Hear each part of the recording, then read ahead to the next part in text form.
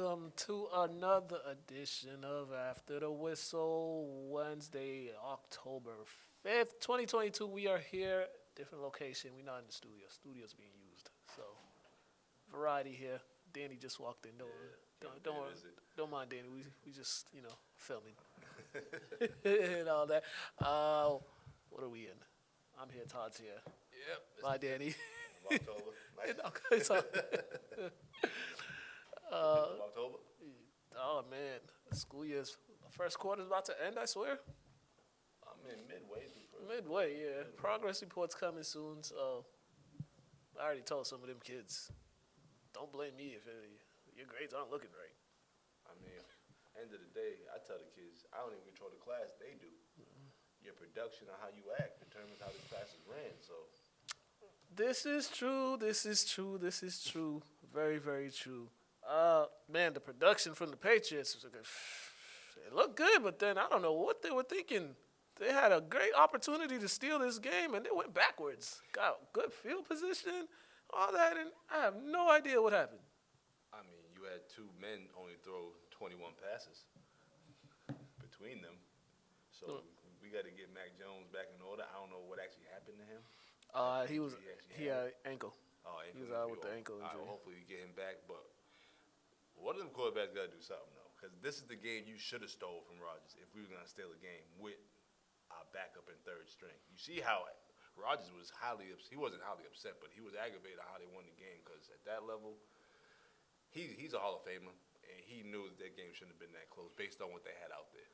Yeah, and what I don't get from the Pats, in overtime, they got the ball with good field position and just did nothing. And then after that, I'm not big on punting in overtime, especially when you got a chance to win. Just go for it on fourth down. Don't try to play for a tie. We don't have the personnel at that point in time to play for a tie. Your starting quarterback is injured. Right. We know we're probably one of the worst teams with backups. Let's just be real. History. So, you just gotta play for the win. But just as a whole, they just looked bad. They weren't even mentally there. When you're missing your quarterback, 7 penalties with 75 yards for a team to Green Bay's caliber, you can't just help them do anything out there. Yeah, and then you got to get off the field on third down. The Packers had a bunch of key third down stops. They letting Randall Cobb run around free, the big plays down the field. I was just like, what is going on here with these guys?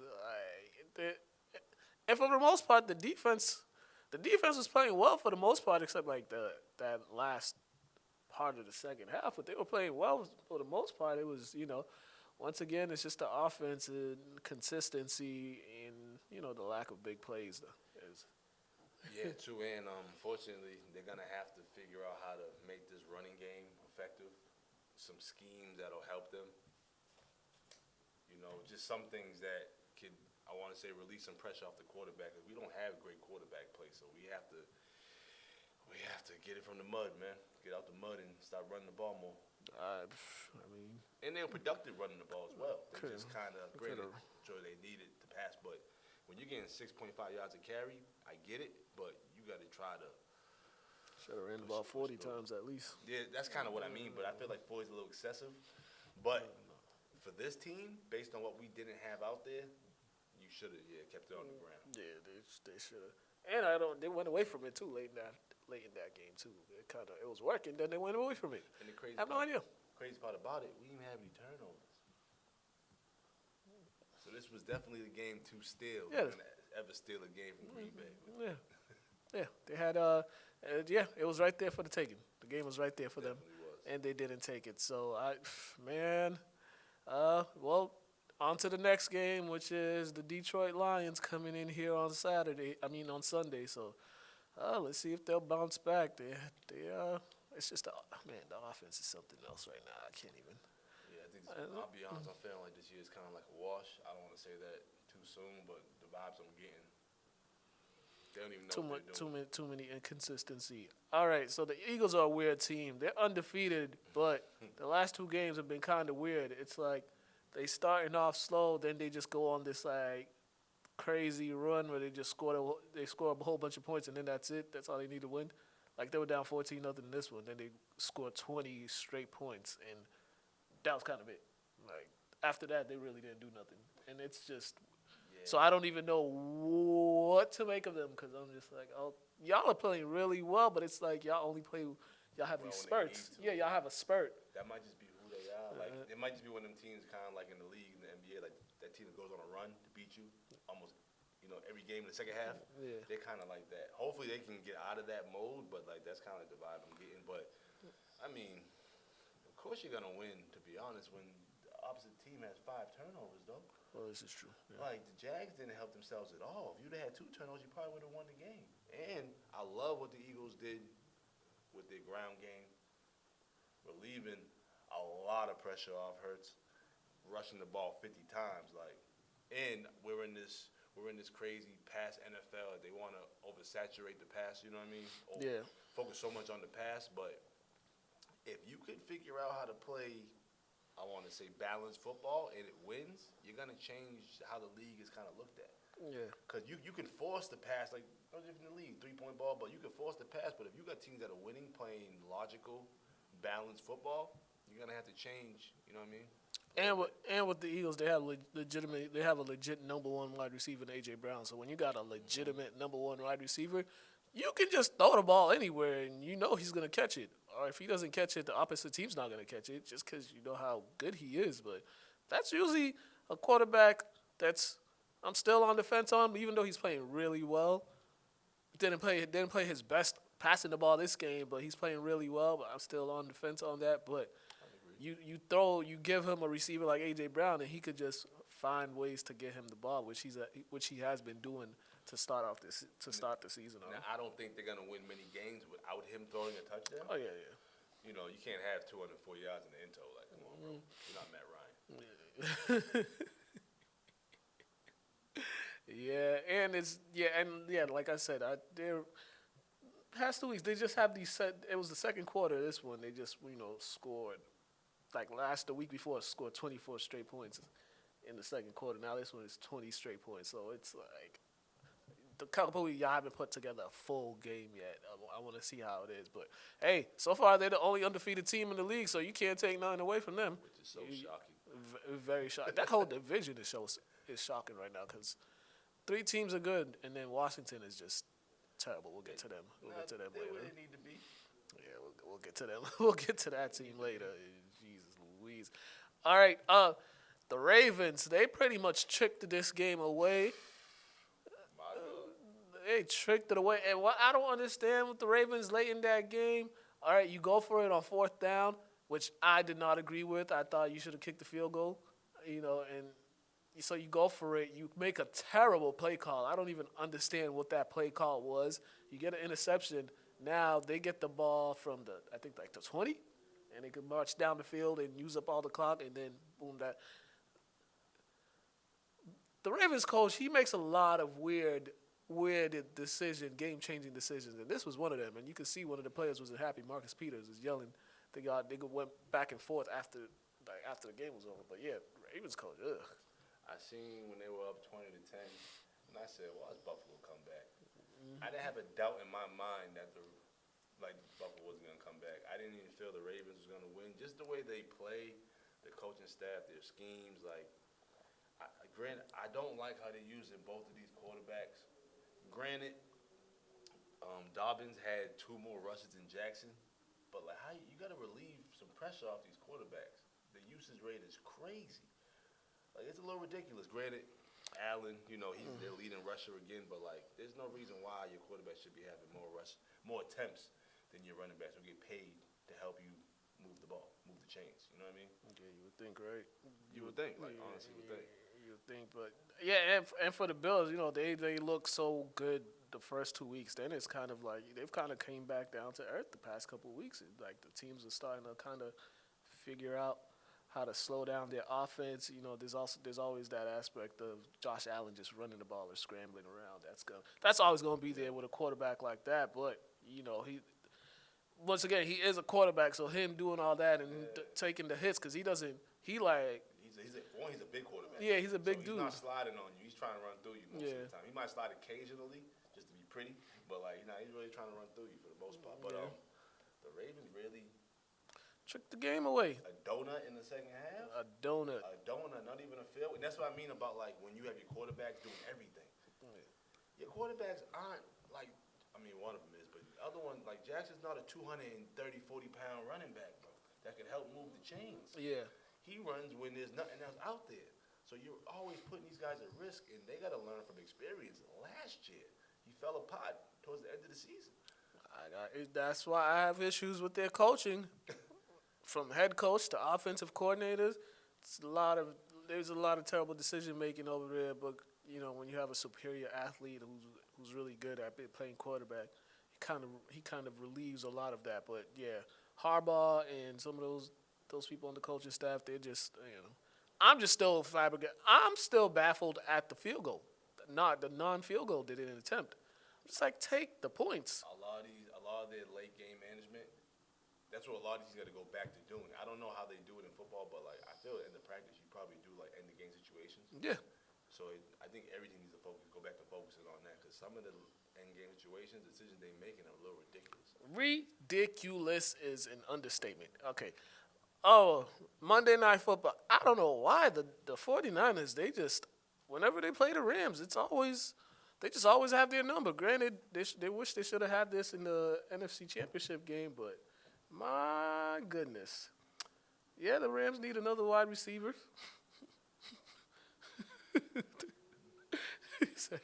His paper said Rams suck. Need another wide receiver. No stats needed. They got smacked around. Yeah, it was bully ball. They got smacked around by a quarterback who nobody has faith in. Who ran out the back of the end zone just a week before. Like, and you would think they'd be speaking highly of the 49ers, but they're like, we all know what he's going to show us. He can get to the Super Bowl. That's as far as you're going to get. But, he don't bring you to the Super Bowl. The team brings him to the Super Bowl. So it's like, yeah, I'm happy, he played well, but it's like you already know what he's going to do. The thing about the 49ers with Jimmy G, they know what they have, and they don't try to make him do any more than they need him to do it. So, he threw the ball efficiently, got the ball to the playmakers. Debo broke a big run. Then, they hit them with the running game. The running game, the screens, once they jumped on him, it was just, and then their defense always slowing down that high-powered offense. Cooper Kupp had 14 targets. 14 receptions, buck 22. Look how many targets he had. He had 19, so they threw the ball 48 times. 33 of those targets went to two people, Cooper Kupp and Tyler Higbee. And that's the main reason why I didn't write any stats, because the whole entire game they were talking about how Stafford has a hard time spreading the ball. He's trying to turn Cooper into Megatron. That's what he's kind of falling back into. Like they need to get over the Super Bowl hangover, and he needs to go back to just being solid quarterback. They're not even getting the ball to Allen Robinson, who was supposed to be their key free agent guy for this season, but he's not even getting the ball. So I don't know. I have no idea what to say about the Rams. Receiver, bro. You can just tell they don't have enough. They need another like one that was making plays for them when they traded for him. And the one that's doing like a tour. Yeah. He's doing like a recruiting tour. Yeah. He's out there. Is he still injured or is he healthy? I think he's healthy enough to suit up. I think he's like. Because I didn't know. Because I didn't even know what was going on with his contract personally. And I heard they didn't sign him. I'm like, no, he signed him. Why y'all playing games for? Yeah. I just won a Super Bowl with that team intact. Why wouldn't you bring another piece who's like he's a high profile player? You would think. Must see TV. Yeah. And if you got to look at some of the offseason moves too, they let go of Robert Woods and so. Yeah, I don't know what the Rams are doing. I don't know. He was quiet with the Rams. Yeah. He was just happy to be there. Because there's other stuff to do in L.A. that you could you're like, it's Odell just chilling. And he's not that far from home either. Yeah, so I don't know. But, yeah, the Rams, they have not looked good to start this season off so far. All right, Sunday Night Football, I fell asleep. But Kansas City, they were. You could tell they were focused on this game. They was really focused because they weren't out there lollygagging and messing around and playing with their food. They just went out there, just put up an offensive show on this one. They remembered. They remembered, and they had to remind people. And I just like how they was actually putting some points on the board. They scored double digits in 3 or 4 quarters. Yep. Tampa, most teams can't keep up with that. Most teams have a hard time scoring 7 points a quarter, let alone 14, 21, you know what I mean? So. And the thing is, it was crazy. They were scoring this much too, but the game was still kind of close. You always thought the game was still, Tampa still had a chance, but yeah, the Chiefs' offense, they were just clicking on all cylinders and making all the big plays. But Mahomes, once again, 3 touchdowns, 1 interception, and then their running game, Edwards-Helaire, he had 92 yards. This looks like the team. When they're clicking on all cylinders, they're pretty hard to beat. Like when they play like this. I mean, think about it. They went 12 for 17 third downs. That's been somewhat of an issue the past couple weeks for them. So in time possession, they were plus 17 in 16 seconds. They had 37 rushes and 37 passes, and the Bucks over there threw the ball 52 times, and they ran the ball 6 times with each of their routes. I don't know. I don't even understand the logic behind that. Like, what game were you trying to win? I have no idea. This is not a game. It's not Madden. I have no idea. And are you trying to force him into retirement? I mean, shoot. Got some other stuff happening in his personal life that we ain't getting into. My thing is, why would I heard he's because of football, but it's like, if he came back to y'all and this is what y'all doing to him, he might as well staying home. He's better off fixing his life at home rather than dealing with y'all. Y'all trying to ruin the last year of his career. I always say, I said he should have retired after last year. Granted, they didn't win it, but he put up an MVP season. He led the league in touchdown passes and yards thrown. At that point, that's when you got to be like, you know what? Yeah. And I got one out of here while I got down here. That's like the perfect kind of swan song, or whatever they call it. He's the only quarterback to do that. Get traded and win it. I think the next year, too. Montana got there, but he didn't win it. Yeah. No, he didn't. Montana didn't get there. He almost got there. All right, who got there? Manning got there, but, he wasn't traded. He was a free agent. Yeah. Manning got – did he get there? No, he didn't get there his first year. Manning didn't get there his first year. He got there his second year. Yeah, when he went to Denver, he got there the second year in Denver. Okay. Yeah. Brady's 101. Yeah. I don't think Elway got. Elway went to like 5, or something like that. Yeah, I'm gonna say Brady's is the one. Yeah, Brady might. Yeah, I think it's. Yeah. We might have to look into that. There might be some other ones, old ones, but as far as we can remember, it's just Brady. We are mid-30s, so don't jump on our backs. All right, we're gonna go one more. Actually, we got 2 more, but we'll go to one more before we go to No Huddle. The Thursday Night Football. This was I'm not gonna lie. I stopped watching after the Tua concussion because I didn't know what was going on with him. Because I looked at it and I looked at his hands. I was like, I thought something happened to his hands, but then it was just like, nah, that's a concussion. And then, like a doctor said, like that's like some type of a reaction. I heard it was seizure, and I heard it wasn't just a concussion. I heard because usually when you get concussed, that's when like your hands and stuff do all that because your body's just it's just something that happens. You know what I mean? Yeah. But I heard neurologists talking about Miami's coaching staff should be arrested. I mean, look, he had a concussion like 3-4 days prior. There was no reason for him to be out there. The thing is, I didn't even see the game. I heard about Tua, and then when I went on Instagram, I seen a picture from the side of his fingers like this. And I was like, damn, and that's automatic concussion protocol. Yeah, definitely. And this is another issue that the players bring up because they brought this up with as far as playing on a Thursday after having a game on a Sunday. It was just like that short rest before a game that's just not good for their bodies. And then he's coming off a concussion. He had to leave. He left the game shortly. Prior to this game, with they put him in like a concussion protocol or whatever. But there was question about him returning into that game, and then you have him coming into it's like it was just a mess, poorly handled. Yeah, because concussion protocol, you can be out for like 2 weeks, a month. For you to come back in that time, it's just showing that, this Shield, man, I don't know how much time they got. Remember I said, I don't know how much leg room they got to be acting this way. And it's getting a little ridiculous now, because that's crazy. That should never happen. You're supposed to value all your players. Yeah, and Protect all your players. and for them, and you got to look at the ones that were still, the ones that had to continue playing the game. Like nothing crazy just happened. Like, And like two, that messes up your mind. I think I was talking to you, like I was watching the game with Justin one time, and did I say on the show last week? I don't know, but like I've seen a quarterback get hit, do the same thing, shake it off, you know what I mean, and continue to play. You got to pull them guys out when that happens, because a freak accident, you can hit one more time, and he could be out for the rest of the season, or could die. Yeah. So you really got to be careful. Now, I think it was like Dak or somebody a couple years ago, like got hit, fingers went up, and he shook it off a couple plays later. Yeah. I'm not positive it was Dak, but it's definitely a quarterback I've seen that was semi-concussed. Yes. That they kind of ignored. Yeah, so that game, I couldn't even watch the rest of that game because I was just like, yeah, this is it. I don't know. I just couldn't watch the rest of it. I was like, I'm going to sleep. That was because the replays, after you see the replay a couple times, you're just like, yeah, man, I can't do this no more. So I'm going to sleep. Might have been a wide receiver, actually. Could have been. I think it might have been Odell. I'm thinking about it. It was somebody like some high-profile player. No, maybe. Definitely.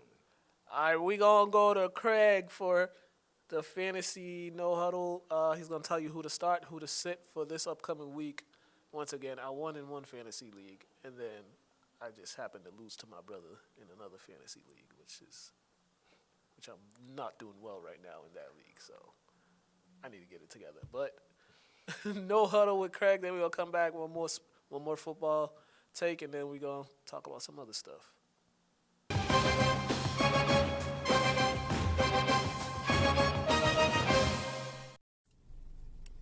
What up, everybody, and welcome to No Huddle here on After the Whistle. It's your boy Craig, doing it choppy in the car. Time's running low, so I had to get you guys your picks before time ran out. So let's start with my quarterbacks. These are going to be sleeper quarterbacks for the week. If you're looking to plug and play a guy, grab him off the waiver wire so that you have someone to play this week. Starting off with Jimmy G going up against Carolina. Easy peasy right there. Jimmy is one of the most accurate quarterbacks in the league, one of the most winningest quarterbacks in the league. And even though he's not dynamic, I think he has a good day with the weapons he has against his team. Teddy Bridgewater filling in for Tua Tagovailoa. Very accurate, takes care of the ball, and he has some excellent receivers and tight ends to dish it out to, so look for Teddy Bridgewater to have a good game. Tom Brady going up against Atlanta, divisional matchup. Expect him to go off in this game. He's got Mike Evans, he's got Chris Godwin back, so it's going to be lights out. And then finally, Trevor Lawrence going up against Houston. Houston's defense has been getting worse and worse as the season's progressed. I expect the entire team to have a field day against Houston. Also for it to be a good game as well. In the running back, Jonathan Taylor is out. Plug in Nakeem Hines, and he's going to have a good day. Alvin Kamara come back off injury, feeling good going up against Seattle. I like this matchup. I do like Breece Hall, and I feel like Breece Hall has been continuing to produce. They're going up against a tough defense in Miami, so if you're desperate at the running back position and you need someone to throw in, say you lost Javonte Williams or Jonathan Taylor, Breece Hall could be a guy to plug in for you. Travis Etienne and James Robinson. Houston has the worst run defense in the NFL. Expect both these guys to eat, and it's gonna be who's gonna get the goal line touches. Miles Sanders has proven that he's every week play at this point. Yeah, every running back's going to have a bad game. Miles Sanders has had one. They're going up against Arizona. I like this matchup a lot. For wide receivers, Jerry Jeudy going up against Indianapolis. They don't have their lead running back in Indy. The defense hasn't been performing the way it has been expected to, so I expect Russ to have one of his best games. He's healthy. Dubes from Green Bay. Great, favorable matchup this week, so I like him to be the shining star at the wide receiver position for Green Bay. Chris Godwin is back going up against Atlanta, so I like this matchup. I like his return at this point in time, so I would say play him. And then finally, Christian Kirk. One bad week does not mean you bench him. Going up against Houston's definitely going to be an eat-first week for Christian Kirk. At the tight end position, I believe this is the week of Gesicki. I'm not saying this is the week Gesicki starts his run. I just believe going up against the Jets, I see Gesicki getting his touch in the end zone. and putting up double digits. David Njoku going up against the Chargers. Jacoby Brissett has been playing very good football right now, so I do like his chances, and I see him getting a tutty as well. Kyle Pitts has been lackluster. 2 weeks ago, he had a good week. The rest of the season has been abysmal. Hasn't broke 30 points yet. This is the week Kyle Pitts shows out, going up against Tampa Bay. Arizona's going to need to air it out. Him and Drake London are going to be doing big things. George Kittle has also been a little bit lackluster this season. Going up against Carolina, I like this matchup. I see George Kittle getting all of his touches. And then finally going up against Baltimore, Hayden Hurst at the tight end position. A guy that surprisingly is on a lot of people's waiver wires right now. I believe he should be rostered 100%. I think he's only had 1 or 2 bad weeks so far. Looking good. Continue that streak against Baltimore this week. Denver defense I'm liking with no Jonathan Taylor. Their run game isn't going to be too explosive. Nakeem Hines is going to get his tutties, but I don't think it's going to be super explosive. I also like I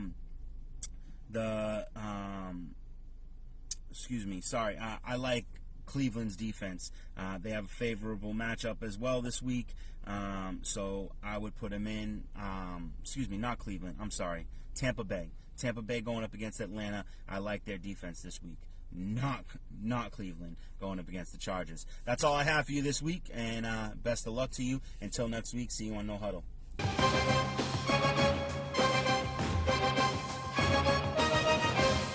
All right, and we are back. Thank you, Craig, for that. No interviews this week. This time around, it's kind of hard getting the interviews, getting the folks in here because of the fall sports and all that. But don't worry, we'll be getting interviews. We'll be getting some people in here pretty soon, consistently. All right. So for those of y'all that love the interview part, we'll try to have one next week. Oh, the Cowboys, the quarterback controversy. It should be one, but unfortunately, the price tag on Dak. You can't pay. Trying to put Russ back in sale of Clarence. You can't pay that. You can't pay someone that much money and have them sitting on the bench. Unfortunately, you can't. But if I'm the Cowboys, I'm seeing how many he can win us. Hey man, that's just the politics of things. Yeah, Anything in life. Not deaf. But that's unfortunate though, because. But for the Cowboys, what they do have is a reliable, quality backup quarterback who can keep the ship afloat. Hopefully, when the starting quarterback comes, none of the stuff that they was doing last year, like falling behind big early, then throwing their way to make it look like it was a close game and put all these yards up, and masquerade the fact that they didn't play well for majority of the game. Hopefully, that doesn't happen. But for now, they're playing well. Cooper Rush is doing what he needs to do. Their running game is stepping up. They're getting Ezekiel Elliott the ball. Not sure what happened to Tony Pollard this game. I guess he just didn't have it, but he had it the last game. But, you run the ball 29 times and pass it 27 times and no turnovers. 0 turnovers. Rush is balling, bro. Yeah. He ain't just keeping up afloat. He's balling. He ain't no game manager QB. He be get out there slanging that thing. Yeah. Hey, he looked better than the quarterback on the other side. That whole team is just. I'll be honest, man. I think Carson Wentz is just going to be Carson Wentz. Just going to be that guy that there was high praise, high expectations, and this is what you're going to get. It's probably going to go down as one of the most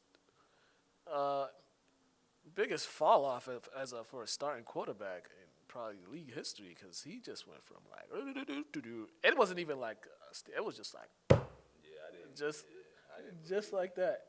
It's like that because you go from having one of the best seasons ever, then you follow it up. You have a pretty good season coming back, and then after that, it was just like, dude, you completely forgot how to throw the ball. What is going on?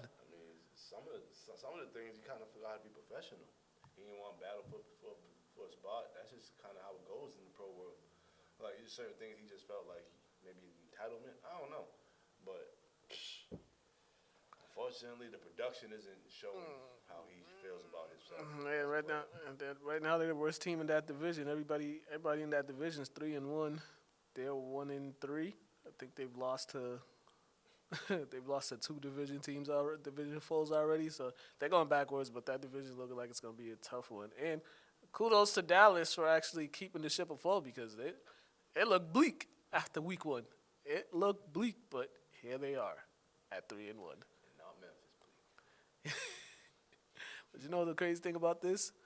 They're gonna get all the hype. They're gonna, when Dallas is doing well, the Super Bowl talk comes, and then that disappointment that always happens. I'm waiting for it to come.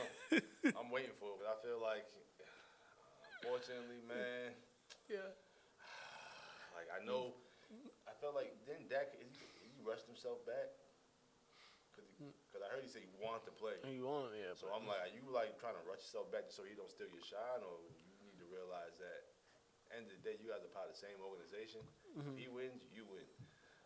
Yeah. And it's less work you have to do. And it's just so hilarious because it's just like as much as you want to be like, it ain't gonna happen to them again this year, and it just always happens, and you just like, they got like they have some bad luck or something because you can't always you'll have this great regular season and then postseason comes around and the fall off and the disappointment happens each year, and you're just like, and their fans are they're left depressed and. On to next year. We're winning it next year. So it's kind of hilarious how some of the things go for the Dallas Cowboys because some of them is just like God is just like messing with them. Like he's like, they label themselves America's team. Like, so we all know America's team really is, man. Like, come on, let's be for real. So yeah, they get what they deserve. They deserve. No, it's really hilarious. It really is hilarious. It's legit like God be messing with them. He just be like, oh, no, wait. I mean, they are in Texas. Shout out my people in Texas. That's the state, man. That's an interesting place. Interesting place. Anywhere past the Mason-Dixon line is a very interesting place. And when I'm you glad get you said it. and when you get further down that Mason-Dixon line, it is real interesting. Man, there's a place called Cut and Shoot, Texas, and we never stopped in there. I would never want to be in a place like that. It sounds like they still hang people down there. Need some gas. He goes, you see that sign? Say Cut and Shoot. I said, never mind. Go next city. Next town. Sound like they cut and shoot some brothers up there. I want to say something else. Major League Baseball quickly. Judge hit his. Yeah, Aaron Judge. I couldn't. My middle name, so I got you, brother. Yeah. It happens. Aaron Judge hit his 62nd home run. He's still, I don't know how many games is left in the regular season, but, what's the record? 73 still by Bonds? Yeah, do they still even hold those records because of, steroids and PD? I think people still hold, they're still. I'm just asking. Yeah, Judge, they ain't got no stories on him, so I figured he might be the leader if this stuff didn't happen. That's why I'm asking. I didn't know if they're still even looking at that. Yeah, they don't talk about Michael Wyatt, Sammy Sosa no more. No, they don't. So I'm just wondering, Well, there's a lot of people that still hold that Barry Bonds 73 home runs. They still put that up there. We remember it. Definitely Yeah, I remember. Yeah, it was. Once the speculation happens, does he get an asterisk, and does the judge get the automatic? You know what I mean? Yeah. Well, good thing for Judge, there's no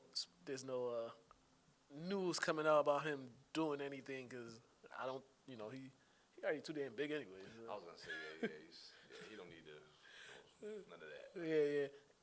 And for Barry Bonds' sake, they always say Barry Bonds was never actually tested positive for using. Just speculation Yeah. and all that, and saying it's The big head. He from old Barry Bonds to the second half of your career, Barry Bonds, he looked like Frank Thomas, bro. Looked like he was just eating good, maybe. Eating good. That's a whole different person. He was built like us. His early career, the second half, it's like damn. Yeah, but they did say, and they also did say that first half of his career was already Hall of Fame worthy type of career. So, but he had the 73 then. No, he did it. So he was already Hall of Famer. Yeah. But we know that back end of it is like, oh man. But yeah, good. But kudos to Aaron Judge, who's gonna probably walk away with all the awards, MVPs, and all that. As I think today's the last day of the regular season. As he should, bro. We was talking. We said this when the season started that they're doing some historical things this season. So Yeah. Even though they had a terrible August and September. Well, not a terrible September, but their August was pretty bad. kudos. And they- What? 99 wins, winning the AL East by, it wasn't even close. Oh, Only had 99 wins. yeah, they had a terrible August. I mean, it was terrible. I'm thinking they had like 110 or something. The way you're talking about history and story. They were on pace. Yeah, And like then, 99. yeah, August they They went. crack 100. Man, August they went like 1 and something, 5 and like something. They lost a I mean, I lot of can games. tell like 90. Like, man, all right. Yeah, I think the 110. The Dodgers, they got 110. Okay. They were 110, so they're gonna have overall home field advantage throughout the playoffs. Three teams in the National League with over 100 wins or more. The Mets got 100, Braves got a 101, and that's pretty good. No, it is. And then Houston Astros, once again, they're always good. Houston Astros, they had all that cheating allegations that happened to them, but these dudes are constantly racking up 90 or 100 wins. Maybe they got the cheat sheet every year, or maybe they just were always that good, Yeah, I saw. and they were just cheating to get an edge. Yeah. Because most people call it cheating. What it's called, getting an edge. Getting an edge. So, like, Oh man, So today wraps up today's like the final day of regular season baseball, and postseason baseball is coming. Red Sox, oh Lord have mercy, 77 and 84. Yeah, oh, but shout out to my cousins. They got me some organization donated to my cousin's organization some tickets. She gave me at least 12.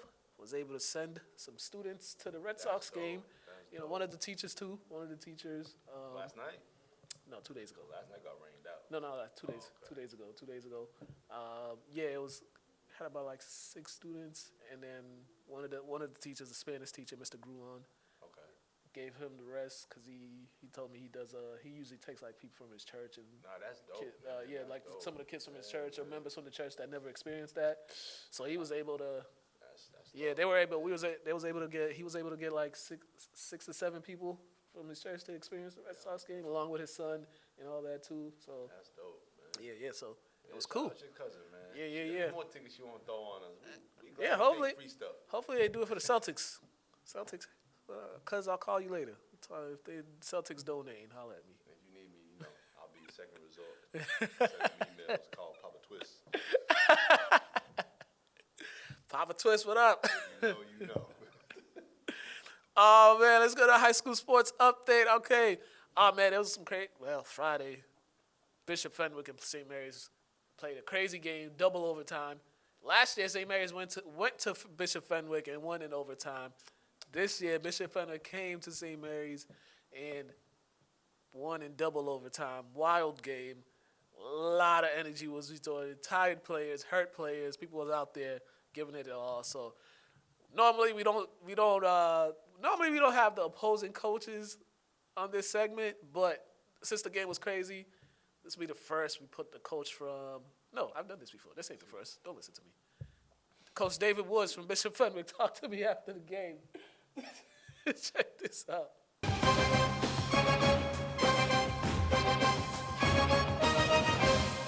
Coach, this was a much anticipated game. They came out early, attacked you guys, but you guys kind of settled in on defense. And how are you guys just able to slow them down throughout the rest of the game? Yeah, so it was nothing that we did as coaches for sure. It was just the players started playing, and you just played tougher and tougher and played the whole 4 quarters. Every time we play St. Mary's, obviously it's a great rivalry and 2 real good teams, and today was no different. But again, as coaches, we didn't really do anything. It was all the players that just kept playing hard, kept believing in each other, and they pulled it out at the end. Yeah, and in that fourth quarter, they got the first down. You guys had 1 timeout left. and your defense came up with one of the biggest plays of the game, forcing that fumble. You know, your feeling as a coach, was you just hoping that the defense could try to make something happen? I kind of put my play sheet away already. I'm like, looks like they can milk the clock out, and so our only hope was to get a turnover there. And again, when you work hard and keep fighting right to the end, sometimes good things happen, and sometimes the ball bounces your way, and it definitely did tonight. And what does this also say about your guys? They played for 60 minutes and beyond. And what does that just say about them and their focus throughout the game? Yeah, absolutely. So I don't know why, but at the beginning of the game, we were back on our heels, and they kind of took it to us right away. And then as the game wore on, we just got more and more confidence, and the guys just kept playing harder and harder. And I told them at the end of the game, we're proud of them as coaches, but they really should be proud of themselves. The way they played and the way they kept fighting and just kept clawing right to the very end, that's something they should be proud of for sure. Congratulations on the win. Thank you.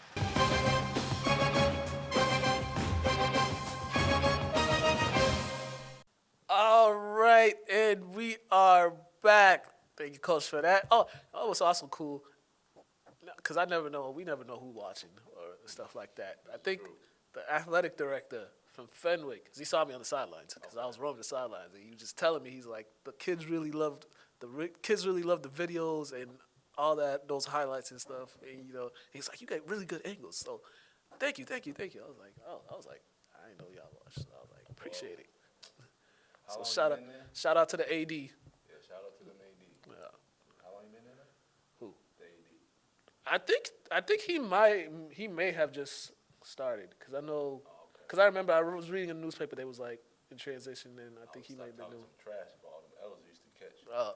They don't know about that, so Yeah, I think he might be a new one. I'm gonna keep them fossilized. Next up, Lynn Classical head coach Vaughn. They won 30-6 over Medford, playing a lot of freshmen because his team is filled with the injury bug right now. So, Coach Vaughn.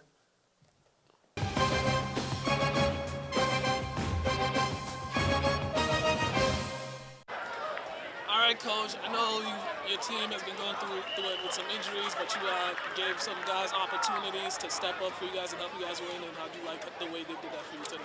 I thought the young guys that let's scale back. It's tough to be a freshman and play right away. And I think we had a bunch of dudes tonight play on special teams, on offense, on defense, contribute a lot. I thought they did well. Sometimes a Friday night lights can be overwhelming, and I thought the young guys that played tonight, the freshmen that played tonight, did a pretty good job. Right, and I know you weren't too pleased with some of the red zone opportunities you guys squandered in the first half. What did you guys tell them in the second half? Yeah, I mean, that's tough. It's always tough when you're in the red zone not scoring. I think we were in the red zone 3 times the first half, inside the 10s. I think 2 of those times we were at the 1. We didn't get in because of penalties. And we talked about it at halftime. We got to finish drives and eliminate penalties. We do that, we'll be okay. And I think the second half we were able to do that. You guys are on the road for the first time next week, 3-1 right now in the season. You're always talking about getting better. How do you like your progression, especially coming after that week 2 loss? Well, what I would say is, obviously I like the progression, but I like the progression for the simple fact, we got a lot of young dudes stepping up. Like I said, I think we had 3 freshmen start on defense. We went a little more 2x2 sets, a little more spread formations, and we had 3 freshmen out there at that point on offense. And again, I want to say our special teams, punt return, kick return, field goal block. We got a bunch of young guys on it. We call them young guns. We get them all excited throughout the week. There's like 7 or 8 of those guys on special teams running around. They don't know what they're doing, but they're running around 100 miles per hour. So. And lastly, Tyron, 278 on the ground, Sosa, 4 or 5 sacks. Individually, how do you like how they just took advantage of the opportunity? I always knew Tyron was going to be a special for us. It's good to see him show what he can do early. I think he's going to be a really good back in the future here.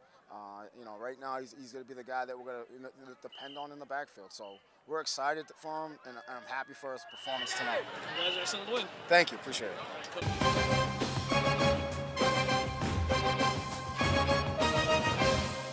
All right, and we are back. We got some more interviews. First up, another one, player interview, Costa Beachin. Yes, his last name is Beechin. All right, in case you're hearing, you thought I said something else. All right, Costa Beachin. That is his last name. Had a nice touchdown catch. Had two, I believe, 2 touchdown catches. And he had himself a good game. Check this out.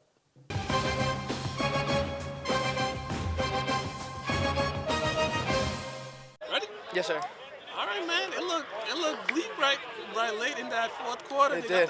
They got those that first down, and then you guys somehow forced a fumble. Just talk about that second half. They got up early in the first quarter, 14-0. But how'd you guys just stay poised? Yeah, I knew we went down 14-7 going in the second half, but we had some mishaps on defense, and I knew my boys got my back. I ended up scoring in the first half, and my boys got my back. In the second half, we just grinded, made some few changes on defense, grinded through the second half, ended up getting the ball back, 2 minutes left in the fourth quarter, and we grinded down the field and scored again. How were you guys just able to stop their offense, especially their running game? They got those runs, but how'd you guys able to stop them from getting those big plays that they normally get all the time? Right, Coach Dugan set us up for great success going into that run game, going into the second half. As you can see, we stayed humble and pushed down the field and stopped their run game, which is their most strongest point of their offense. So it was amazing. Last year it went into overtime. Right, same this thing. Year, double overtime. Just tell you how crazy is it? Just these types of games against your rival. Right. Man, it's just crazy, the atmosphere. I mean, our Fenwick students, they're St. Mary's students. I mean, both crazy student sections. But I'm proud to be at Fenwick and have my boys. So. 4-0 feeling. How's it feel? Great, amazing. Congratulations on the win. Thank you, I appreciate it.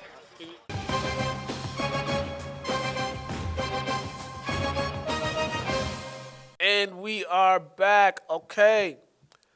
Post-game, another player interview. All right, Tyron Hunt and Yoel Sosa. Tyron, he had 278 yards rushing. Freshman, too. Freshman. He got a start. This was his first varsity start. Okay. Made a big impact. And then Yoel Sosa, 4.5 sacks on the day. So check these out.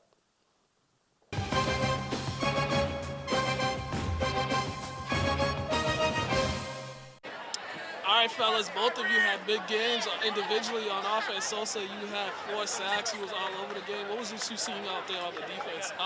From the line, what was you seeing that helped you get to the quarterback? Well, it's all from last week. The game I didn't play as well as I wanted, and I fixed it at practice.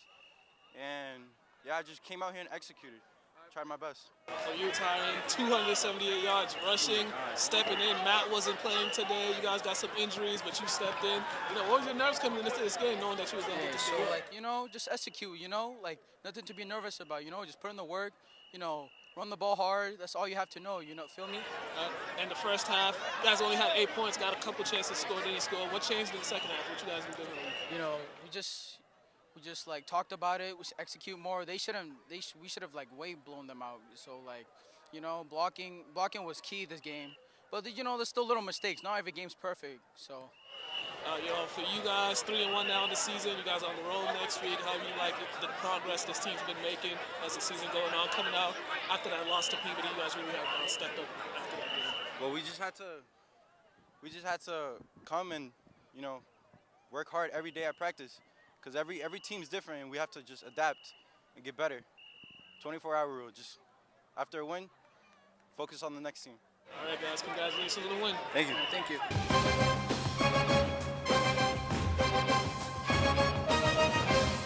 All right, and we are back. Next up, Lynn Costco versus Medford highlights.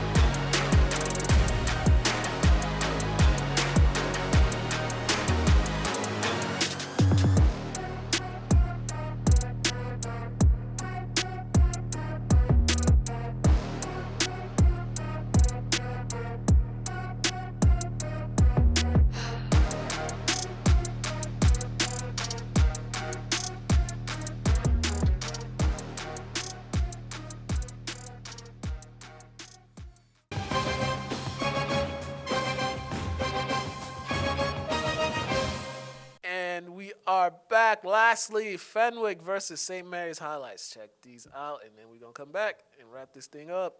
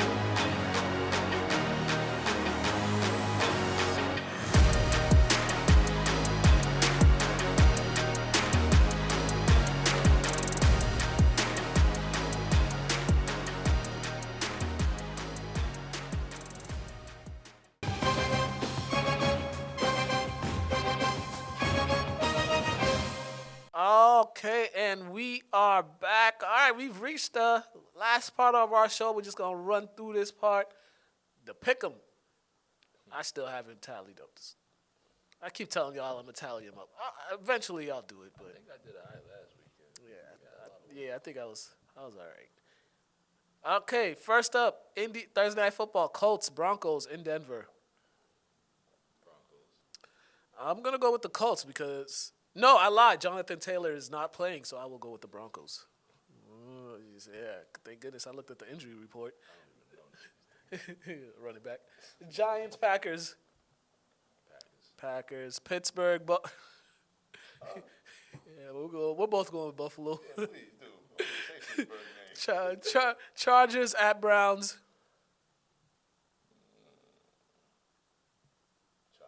I will go with the Browns. Chicago at Minnesota.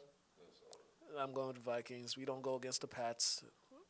Seattle at New Orleans. Yeah, Seattle. They actually been playing well. Dolphins at Jets. I gotta go to Jets because this dude ain't coming back no time soon.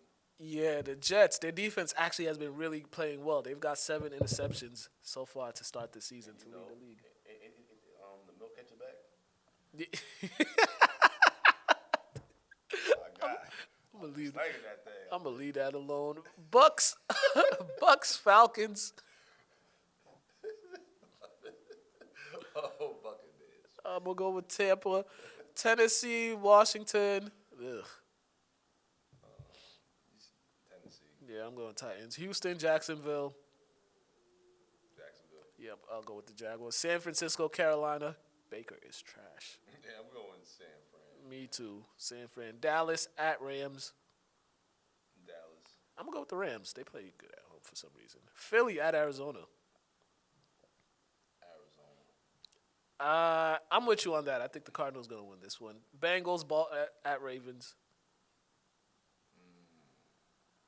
I'm gonna go with the Bengals. I'm gonna go with the Ravens because at some point you got to end that home losing streak. They've lost 5 in a row at home, so hopefully this is the game y'all lose it. This is Sunday Night Football too, and last Monday Night Football, Vegas at Kansas City. Kansas City. Yeah, Chiefs. I'm going with the Chiefs. The Raiders have not looked good, and we have come to an end. Oh, shout out, happy birthday, my little guy Caleb. Boy turned 5. Also, happy birthday to my little brother out there in Iowa. He turned 6. All right. And all you other people have got birthdays this month. Happy birthday to y'all. Make sure you follow him, Mr. Burn23, on Instagram. Follow me, Mukala K, on Instagram. LCTV After the Whistle, lyntv.org, all that good stuff. Ain't no school Monday. Remember that, people. No school Monday. Some of y'all got to work, some of y'all don't, but I'm going to be sleeping. Long weekend. We out of here.